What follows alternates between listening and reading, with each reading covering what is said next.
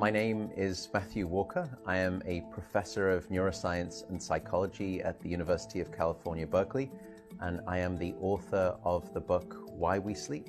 We certainly know that a lack of sleep will actually prevent your brain from being able to initially make new memories.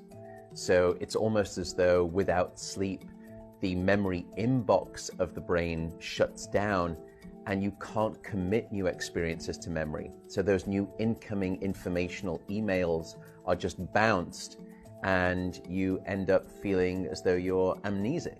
You can't essentially make and create those new memories. We also know that a lack of sleep will lead to an increased development of a toxic protein in the brain that is called beta amyloid, and that is associated with Alzheimer's disease, because it is during deep sleep at night when a sewage system within the brain actually kicks into high gear and it starts to wash away this toxic protein, beta amyloid.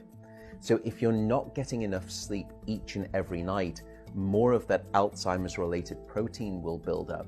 The more protein that builds up, the greater your risk of going on to develop dementia in later life.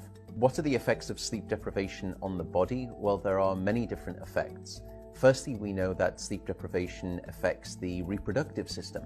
We know that men who are sleeping just 5 to 6 hours a night have a level of testosterone which is that of someone 10 years their senior. So a lack of sleep will age you by almost a decade in terms of that aspect of virility and wellness.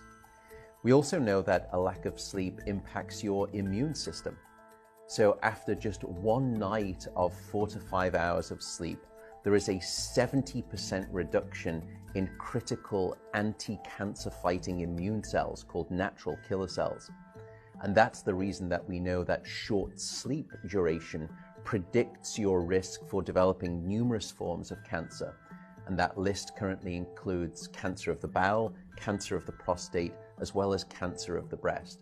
In fact, the link between a lack of sleep and cancer is now so strong that recently the World Health Organization decided to classify any form of nighttime shift work as a probable carcinogen.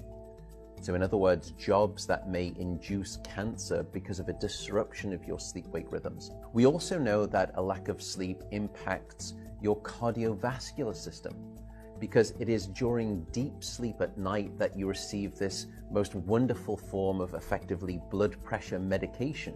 Your heart rate drops, your blood pressure goes down.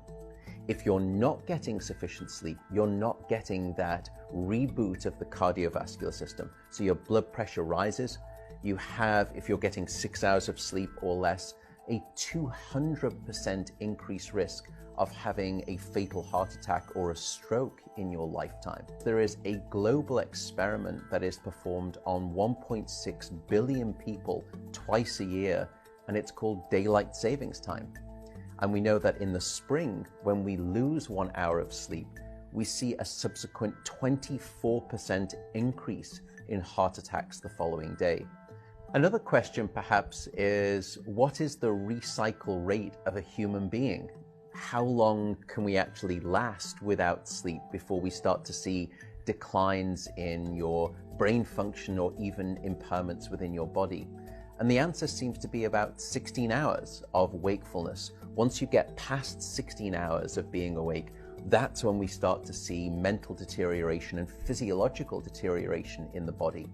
We know that after you've been awake for 19 or 20 hours, your mental capacity is so impaired that you would be as deficient as someone who is legally drunk behind the wheel of a car. So if you were to ask me what is the recycle rate of a human being, it does seem to be about 16 hours, and we need about 8 hours of sleep to repair the damage of wakefulness. Wakefulness essentially is low-level brain damage.